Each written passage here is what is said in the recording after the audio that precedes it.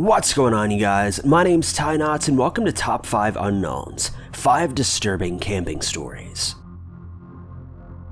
Number 5.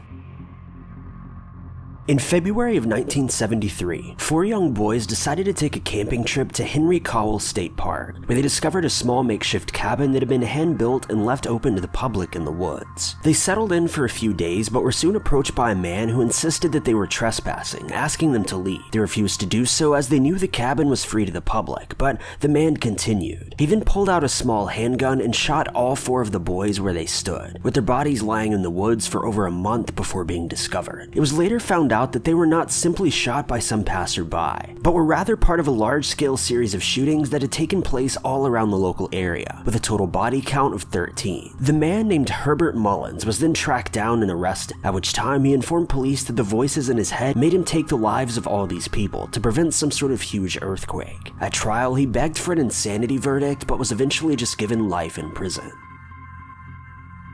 Number 2.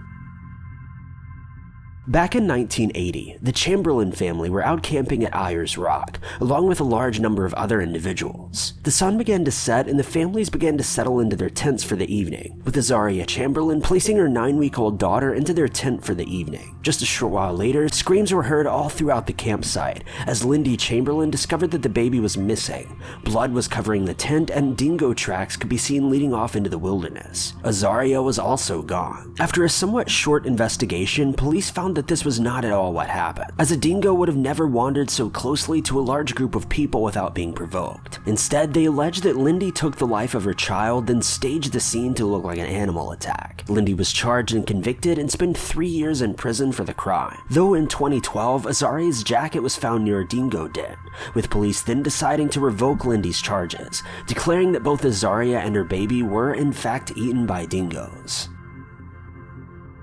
Number 3. In August of 2004, Garrett Bardsley and his father Kevin were out on a father-son fishing trip that took place in a small set of mountains. Garrett accidentally stepped in the water at one point, which caused him to leave his father's side and head back to their tent site in search of a different pair of shoes. The campsite was only about 450 feet away, so his father told him that he could go alone, as the boy was a registered Boy Scout and 12 years old at the time. The path was straight and he should have been able to get there and back in less than 10 minutes. However, after 20 minutes had passed and he'd still not returned, his father set out looking for him, though he was nowhere to be found. The only evidence police or the father could find was one of the boy's socks that had fallen off about a half-mile in the distance. Police continued the search for the boy for quite some time, but ultimately declared that he must have been kidnapped or become lost and passed away from the severe snowstorms. Either way, to this day, nearly 15 years later, Garrett has still never been found. Number 2. In 1938, the Beilhartz family were on a camping trip with their 11 children. They all awoke early in the morning and the parents headed to a nearby creek in search of water. Though when they returned, they found that their 5-year-old son was missing. The family immediately informed park rangers and a search party of 100 people began to look for him. Though after 10 days of searching, he still was not found. The FBI quickly got involved as they began to suspect that the boy may have been kidnapped, though the only evidence they had supporting this was a married couple who they believe spotted the boy just a few days prior. He was seen standing at a cliff's edge staring into the wilderness. When this couple approached him, he didn't seem lost or ask for help. Instead, he simply wandered back into the woods, never to be seen again. Number 1.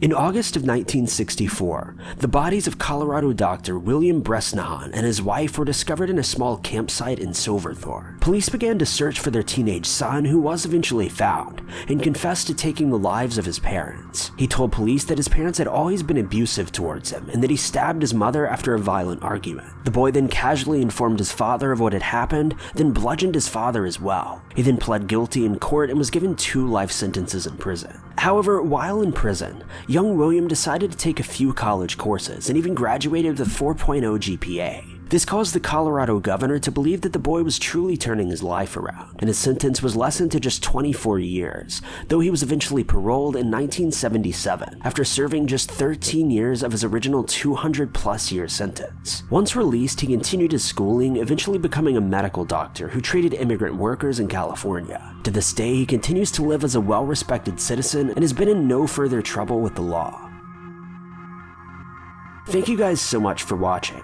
If you liked this video, be sure to click that like button. Also, don't forget to subscribe and click that notification bell to keep updated with our videos.